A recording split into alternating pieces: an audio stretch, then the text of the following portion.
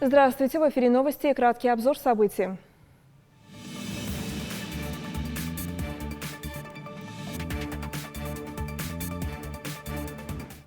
Основная волна ЕГЭ близится к завершению. Сегодня выпускники сдавали вторую часть экзаменов по иностранным языкам.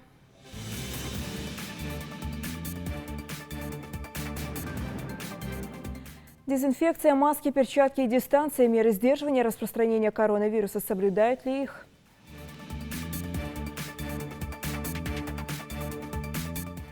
Сегодня день самого известного контактного единоборства – бокса. Анонсируем бой нашего земляка Рашида Кадзоева.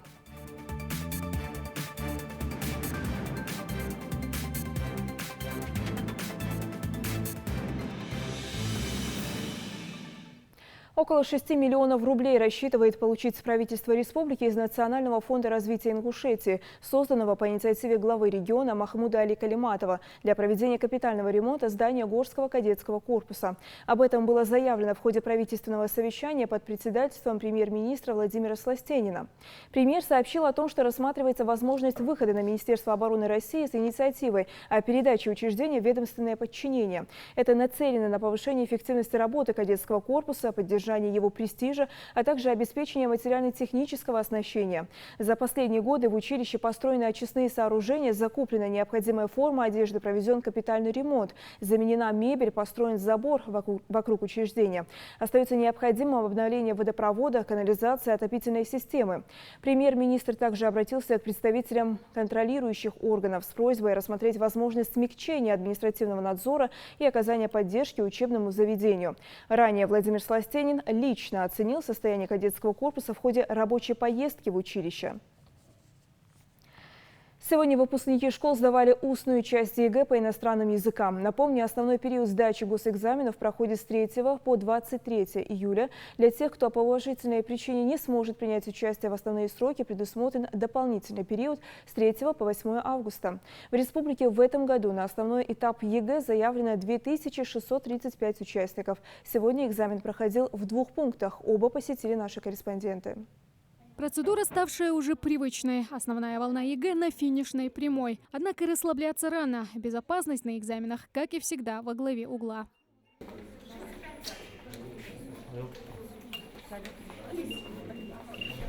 Тестирование по устной части иностранных языков, а сдают в 15-й школе только английский, выполняют на компьютере. На все про все 15 минут. За это время выпускники должны успеть продемонстрировать свое владение языком, прочитать текст вслух, задать вопросы по предложенной теме и описать фотографию. Всего 4 задания. Последнее самое сложное, признаются выпускники. Поэтому весь упор при подготовке старались сделать на него, как Марем Картоева, например. Год назад она решила, что станет именно филологом.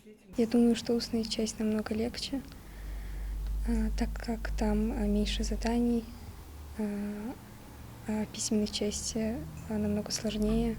Самое сложное – это 4-е задание, где нужно сравнить картинки. Это вообще считается самым сложным заданием в устной части. Но я надеюсь, что у меня получится описать эти картинки. А вот Зуля Чапанова еще в 4 классе четко для себя решила. Она будущий лингвист. Упорно шла к своей цели. Читала книги на английском, старалась практиковать язык с носителями. За 7 лет сделано немало, поэтому Зуля уверена, старания не пропадут даром. Мне кажется, я справилась, хотя задания были не такие уж и легкие. Акцент я сделала на устную часть, потому что в устной части мы зарабатываем где-то 20 баллов.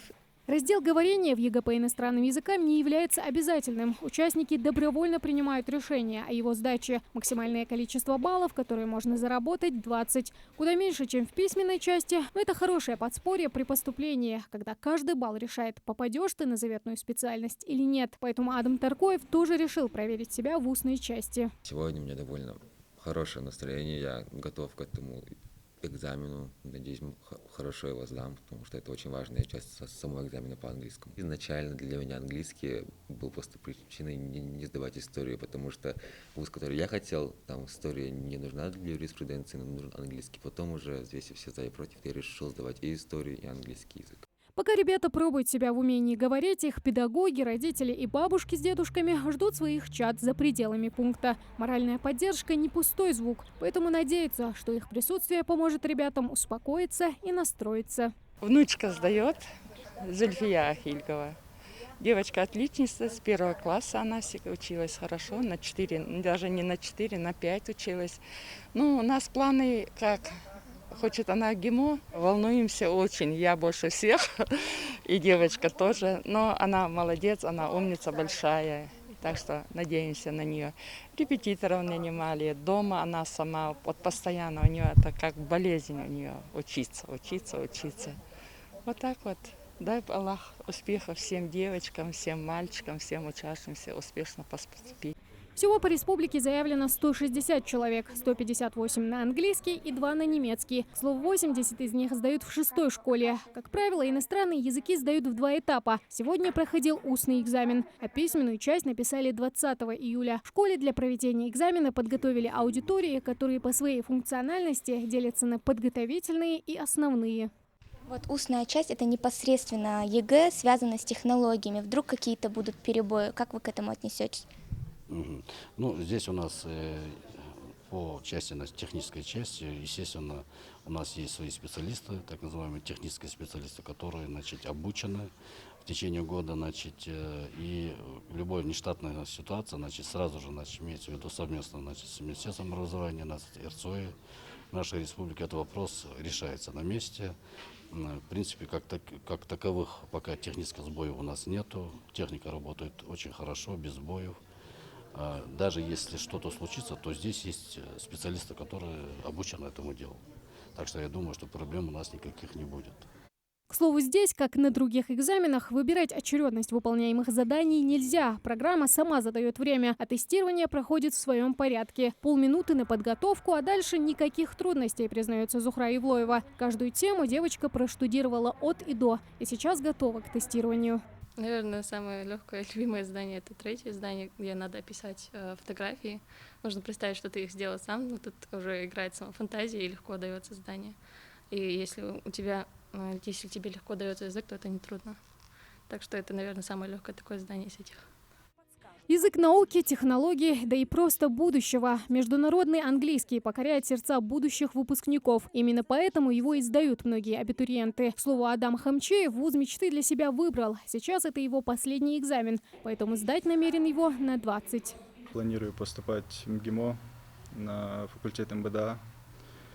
И вот сейчас мы сдаем устную часть.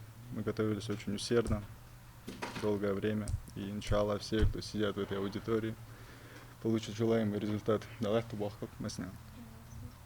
Вот расскажи, как тебе далась подготовка в период пандемии? Да, она была несложная. Почему?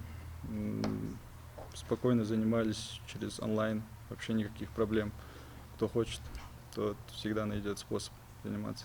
ЕГЭ по английскому языку считается одним из самых объективных экзаменов, благодаря тому, что сдают его именно устно. У будущих абитуриентов отсутствует любая возможность воспользоваться шпаргалками. Ну а удастся ли школьникам набрать необходимое количество баллов, станет ясно уже 2 августа. Тамара Хашагульгова, Хава Гагиева, Магомед Белакиев, Адам Далаков. Новости 24.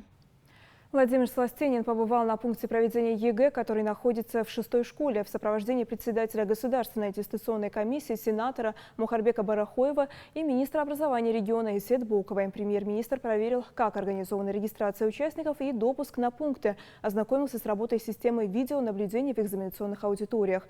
Сластенин также пообщался с родителями выпускников и пожелал ребятам успешно пройти аттестацию. Результаты ЕГЭ станут известны до 2 августа.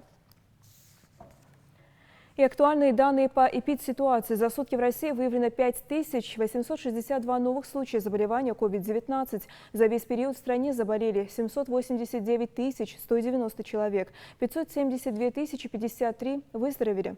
В Ингушетии за сутки коронавирус подтвердился у 22 человек. За все время пандемии заболели 3481 и выздоровели 2567 человек.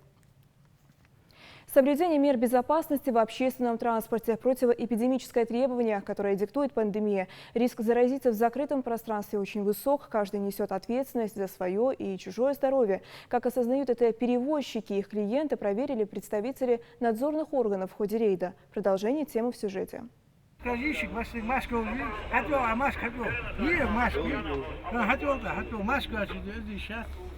Маски, перчатки и антисептики должны быть у всех пассажиров, объявляет Магомед Чеджоев. Водитель маршрутного такси республиканского автовокзала также предупреждает находящихся в салоне о том, что без средств индивидуальной защиты никого не повезет. Как выяснилось, это не прихоть самого шофера, а строгие меры против распространения новой коронавирусной инфекции, обязательные для всех. Сам Магомед уже около 30 лет за баранкой транспортных средств. Он убежден в том, что водитель в первую очередь должен подумать о безопасности своих пассажиров, за которых несет личную ответственность.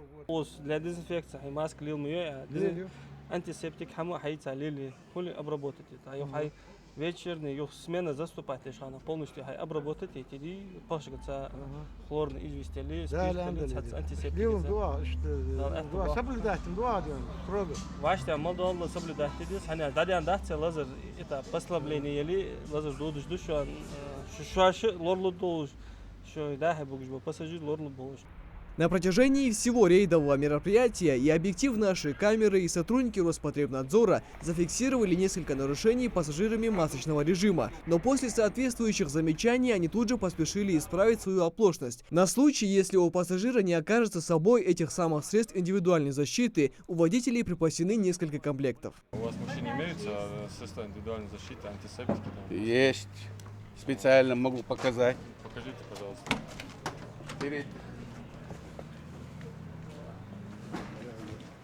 Вот антисептик мы используем. Пассажиры в масках предупреждены.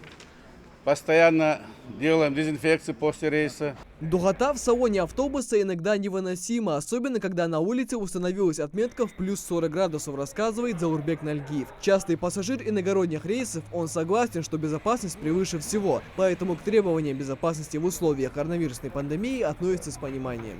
Это же меры. Их надо соблюдать. На какое-то время создается эта мера, поэтому не постоянно. Поэтому приходится терпеть как-то. Приходится смириться с этим.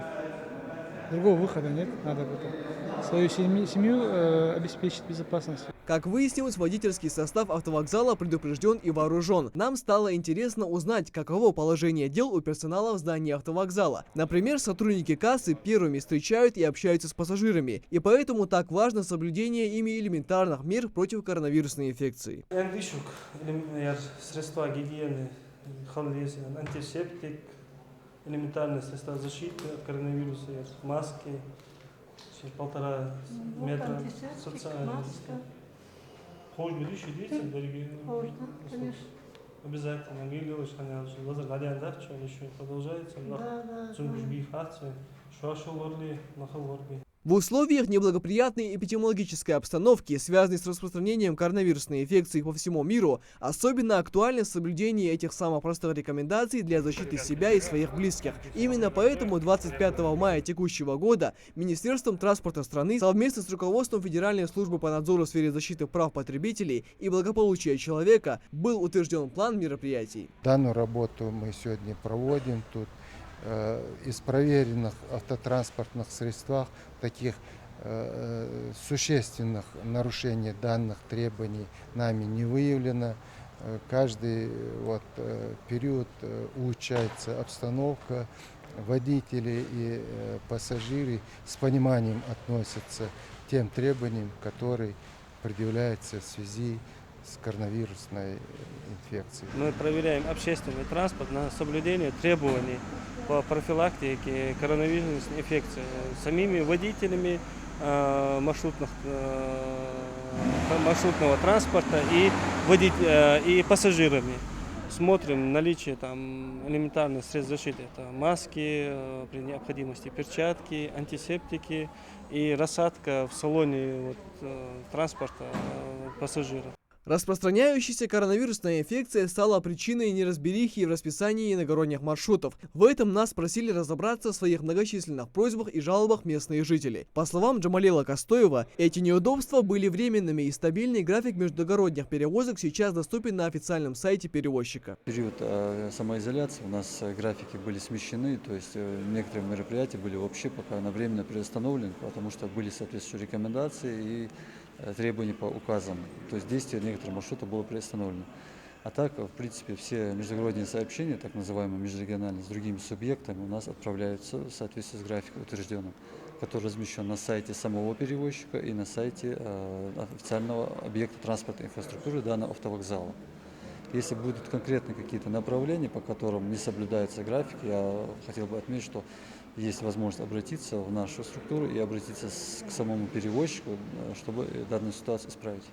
Радует и то, что во время рейда не было зафиксировано ни одного грубого нарушения правил поведения, как со стороны водительского состава, так и персонала автовокзала, так и пассажирами. Как выяснилось, в период карантина такие мероприятия станут еженедельной традицией, а нарушители будут привлекаться к административной ответственности. Михаил Тангиев, Адам Мережков, Магомед Шаухалов, Новости 24.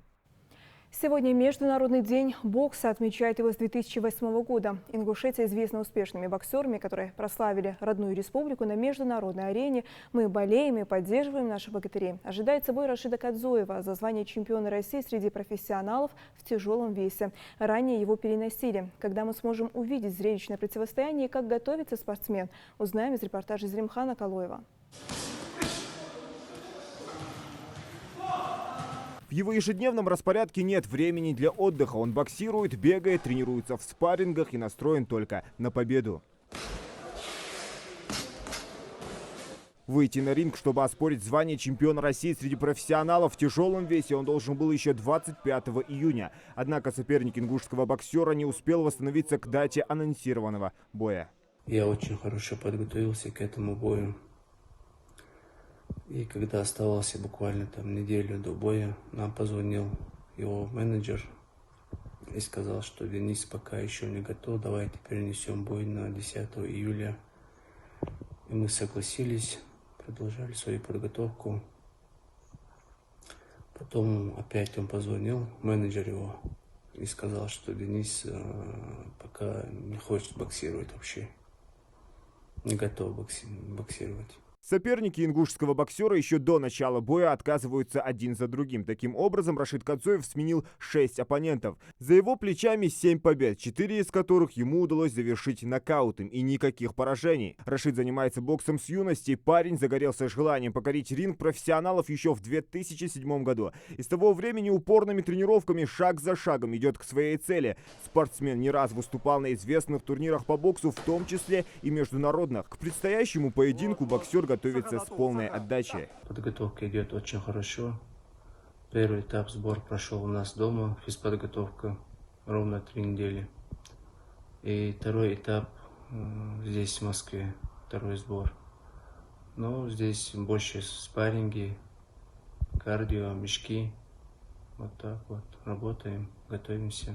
Найти подходящего соперника оказалось труднее, чем думали. Усложняет поиски то, что из-за пандемии границы закрыты. На данный момент есть у нас несколько боксеров, которые должны согласиться. Вот, сейчас мы немножко в ожидании, потому что многие боксеры сейчас, которые спортсмены, которые только вышли с карантина и только приступили к своим тренировкам, они еще не готовы, только ведут подготовительную работу. Поэтому у нас сейчас наш поединок откладывается. Но мы надеемся, что все у нас получится. И в ближайшие дни вы все узнаете, кто будет соперником, подпишем контракт. С ингушским «Тигром» повезло подписать контракт и одной популярной промоутерской компании в Соединенных Штатах Америки. Правда, пока все затрудняет пандемия. Мы возлагаем на Рашида Кадзоева большие надежды и верим, что он станет чемпионом мира. Мы подали документы на визу, чтобы он мог прилететь в США. В своем втором бою он будет сражаться за региональный титул чемпиона WBC. К сожалению, мы столкнулись с трудностями на фоне пандемии, и процесс получения визы пока стоит на паузе. Сейчас мы стараемся сделать так, чтобы Рашид не простаивал. До того, как он получит визу, сможет проводить тренировочные кемпы и двигаться к титулу чемпиона мира. Мы очень рады, что он с нами. Вы можете им гордиться, потому что, на наш взгляд, он очень хорош и талантлив. Мы сделаем все, чтобы дать ему возможность доказать это, и чтобы жители Ингушетии могли гордиться им. Надеюсь, что смогу в скором времени к вам приехать, и мы вернемся с Рашидом в качестве чемпиона мира. А пока Рашид Кадзоев продолжает усиленные тренировки и ждет своего часа. Возможно, очень скоро мы услышим это имя на всероссийской и мировой арене еще не раз. Зелимхан Калоев, Новости 24. Горы, мусора в горах. Выражение хоть и образное, но недалекое от истины. Отдохнув и насладившись горным воздухом, большинство туристов оставляет свой отпечаток на экологии. И получается, что одни отдыхают, а другие за ними убирают. Последнюю спасительную миссию на себя взяли сотрудники заповедника Эрзи. В Джейрасском районе они организовали субботник. Не остался безучастным и наш корреспондент. Рамзан Наурбиев со своими одногруппниками решил поехать в горы. Во время карантина они ради безопасности близких не виделись, и сейчас это послужило поводом для полезного времяпровождения с друзьями. Несколько человек собрали все необходимое для этого и заранее определили себе место для ночлега на природе. Выбор пал на берег Асы возле башенного комплекса Таргим. Но по прибытии на место их ждала печальная картина. Груда мусора, разбросанного по всему периметру. Хозмыштеде кышкаман сөгөз дэчим хэтмэг мия цар мох бац цалору бац отан алла да босо нохо довой я хамлоды диш довой бодаш нах ачхати рахму да мох эх мегатия. Вмешательство человека всегда отрицательно сказывалось на природе. Понимая, какой огромный ущерб они наносят окружающей среде, люди все так же продолжают бросать отходы куда им угодно. По эгоистичному принципу «после меня хоть потоп». Любишь кататься, люби и саночки возить. Именно эта поговорка пришла на ум Осману Хадзиеву. По его мнению, люди в скором времени, загрязнив все места для досуга, будут сидеть дома, не имея возможности для загородного отдыха. А винить во всем начнут других. Осман работает начальником охраны заповедника и патрулирует район каждый день. Но несмотря на его регулярные беседы с отдыхающими, картина с мусором на следующий день оказывается такой же. Во время уборки они подходят к нам, помогают, проявляют понимание, что нельзя оставлять, что это наша земля, что должны соблюдать чистоту. Но кажется, что понимают, а когда мы уезжаем, приезжаем, снова мусор на месте. Некрасиво, нехорошо загрязнять территорию. Это все как-никак заповедник. Вообще сюда, люди не понимают, многие не понимают. Они думают, что если они заплатили 100 рублей, что за ними здесь должны ходить и собирать мусор. Доходы за платный вход в заповедник рассчитаны на благоустройство его территории. Обустроить туристические маршруты беседками, лавочками и столиками. На это должны быть направлены эти деньги. Но в данном случае 80% из этих средств идут на сбор мусора. Это еще один показатель того, что в первую очередь сами люди способствуют уничтожению национального наследия Ингушей. Благо сотрудники заповедника проводят периодические субботники. Вообще экология в переводе с древнегреческого означает общий дом. И мы стараемся, чтобы этот общий наш природный дом был всегда чистым, ухоженным и красивым. Поэтому мы проводим довольно-таки часто в сезон, когда у нас бывают посетители, это осенне-летний период, практически каждую неделю мы проводим субботники. А так наши инспектора в течение периода круглосуточно, почти каждый день они убирают территорию и следят за тем, чтобы она была чистой. Эпидситуация изменила планы на лето для многих граждан. Кто-то собирался посетить берега Каспийского, Черного или Средиземного моря. Но границы закрыты, а отдых необходим, особенно тот, что может избавить от серых будней. Посещаемость горной Ингушетии выросла в этом году в 3 раза. Хотел бы обратиться ко всем отдыхающим, как к жителям республики и приезжим, чтобы они соблюдали чистоту. Чистота – это залог здоровья, как говорится, половина веры. Чтобы они не оставляли за собой мусор, убирали за собой. Вот такое пожелание у меня. Зелимхан Калоев, Адам Гулоев, Адам Далаков, Новости 24. Это все новости к этому часу. До встречи.